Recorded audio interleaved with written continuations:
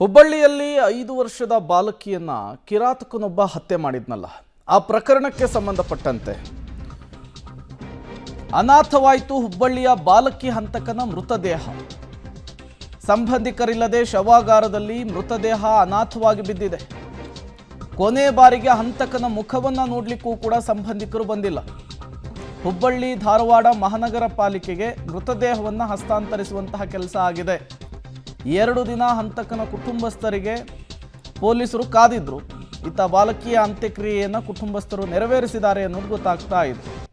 ಬಾಲಕಿಯ ಹಂತಕ ಮೂಲತಃ ಬಿಹಾರದವನು. ಆತನ ಪೊಲೀಸರ ಗುಂಡೇಟಿಗೆ ಬಲಿಯಾಗಿದ್ದಾನೆ.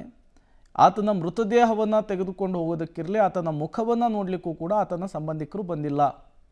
ಆತನ ಶವ ಅನಾಥವಾಗಿಯೇ ಬಿದ್ದಿದೆ.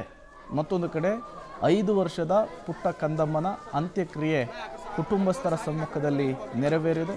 ಈ ಸಂದರ್ಭದಲ್ಲಿ ಕುಟುಂಬಸ್ಥರ ಆಕ್ರಂದನ ಮುಗಿಲು ಮುಟ್ಟಿತ್ತು.